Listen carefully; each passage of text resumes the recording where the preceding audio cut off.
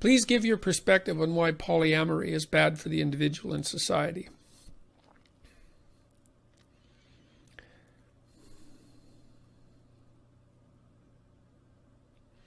Well, I think the fundamental reason is, there's a bunch of reasons. I mean, the first is societies seem to function better, that is, less violently. Let's say, when there's one woman per man, if there's many women per man, there aren't many women for every man.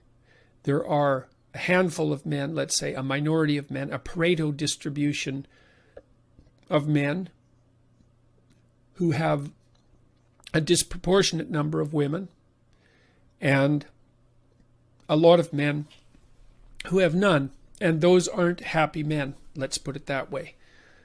They're men who are very likely to get up to no good very rapidly. So there's that.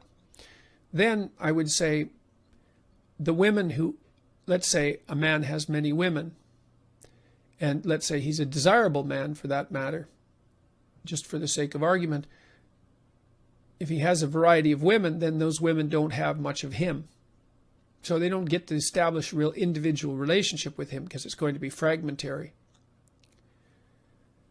And I don't believe that that's satisfying for people. I think that what you want, as much as you possibly can, is to have people around you with whom you can weave your life together over the short term, medium term, and long term. It adds depth to your life in a way that almost nothing else can. And so what you do, and so I've been speaking more about permanent polyamorous relationships. You might ask, well, what about sequential ones where, which is in some ways indiscriminable from, from just casual sleeping around. I think the problem with that is that to sleep around casually is to imply that sex is casual. To imply that sex is casual is to assume implicitly that it can be divorced from the rest of life, emotional life, motivational life, values, all of that. And you can divorce it, but you pay a big price for that. I think the price you pay is like the virtual. Well, the word psychopathic keeps leaping to mind. Yeah, good old Freud. You have to reduce a person to the casual pleasure of a transient sexual interaction in order to sleep around casually. And I think that once you establish that as a habit with sex, which is a deep experience, if you'll do that with sex, which is a deep experience, then, and you learn how, then what makes you think that won't transfer to everything else that you do? I don't see how it can fail to.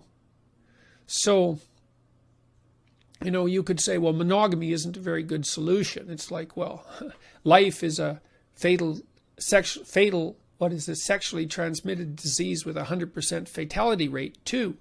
There's lots of really complex problems for which we only have the best answer we can come up with, which is not a utopian answer, but I would say,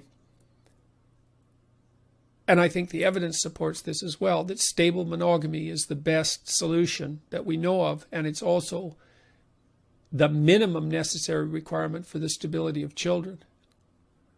So, polyamory, it's wrong. It's wrong. It makes men violent. It increases inequality in the manner that makes things dangerous. It makes it impossible for women to have a deep relationship with men. It facilitates the, the transformation of sex into something casual, and then that spills out into the rest of the world. It deprives the people who engage in it of the opportunity of establishing a stable, long-term, mutually satisfying. It's more than that. mutually beneficial relationship, you know, because a good marriage, the people in it gain more than, they're more than twice as good, right? The benefits aren't precisely linear, so you lose that. It destabilizes the situation for children. There you go, man. That's a lot of things that aren't about it that aren't good. That's for sure.